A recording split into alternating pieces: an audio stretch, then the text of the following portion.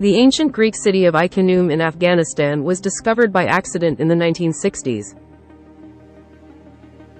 and its demise has captivated the interest of historians and archaeologists for decades. The city that was lost under the desert sands for almost 2,000 years was founded by one of Alexander the Great's successors, Seleucus I Nicator.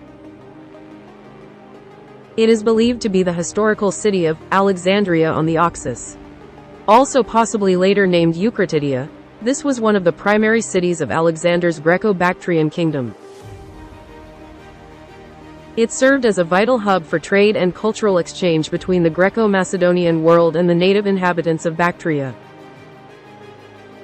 Its strategic position along the Silk Road ensured a bustling economy, bolstered by the fusion of Greek and local cultures. Ai-Khanoum flourished as a cosmopolitan center, adorned with Greek-style architecture.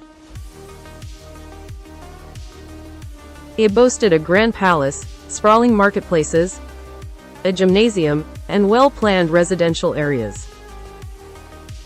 It was laid out in a grid pattern, reminiscent of many Greek cities. The city's inhabitants included Greeks, as well as various other ethnic groups. The palace gateway was supported by 18 columns. Within, the palace's own courtyard was lined with 118 elaborately carved Greek Corinthian columns, some 5.7 meters high and others 10 meters high. The palace interior was a carefully planned sequence of rooms and halls. A residential zone was situated in the area south of the palatial complex. This consisted of rows of blocks of large aristocratic houses, separated by streets at right angles to the main north-south road. The city's Acropolis stood on the massive rocky cliff rising beside and protecting the lower city on a small plain at the confluence of the rivers Koksha and Amu Darya, historically known by its Latin name, Oxus. The excavators discovered 3 temples at Ai-Khanoum, a large sanctuary on the main street near the palace, a smaller temple in a similar style outside the northern wall, and an open-air podium on the Acropolis. The large sanctuary, often called the temple with indented niches, was located prominently in the lower city between the main street and the palace. While originally thought to have been founded by Alexander the Great, more recently, scholars believe this easternmost Hellenic city was more likely founded by the subsequent Seleucid Empire, a major center of Hellenistic culture reinforced by steady immigration from Greece. What is certain is that, 2 centuries after Alexander the Great, Greek was still spoken there, notes Nicholas Engel, head of Afghan antiquities at the Guimet Museum in Paris. Despite its initial prosperity, Ai-Khanoum faced challenges that contributed to its eventual decline. Ai-Khanoum's geographical location made it susceptible to geopolitical disruptions.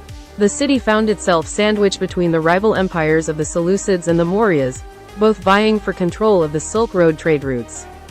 This political tug-of-war likely destabilized the region and impacted the city's ability to maintain its economic and political autonomy. The region was vulnerable to invasions by various nomadic and indigenous groups, including the Sakas, Yuaji, and others.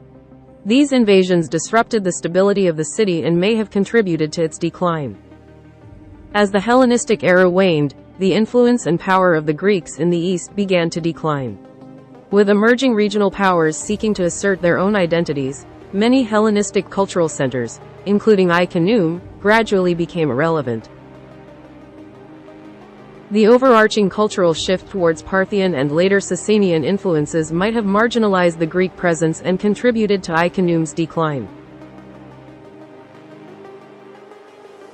The exact circumstances surrounding the downfall of Ai-Khanoum remain elusive. Among the many theories posited, some suggest that the city fell victim to invasions or wars, while others propose natural disasters such as earthquakes or flooding. There is also speculation regarding a gradual abandonment due to economic decline or a shifting allegiance towards religious and cultural centers elsewhere. The confluence of the Amu Darya and Koksha River could lead to periodic flooding, which might have damaged the city's infrastructure over time. The exact date of Ai-Khanoum's decline and abandonment is not well documented, but it likely occurred in the 2nd century BC. The city was gradually abandoned, and its ruins were eventually covered by sediment and lost to history.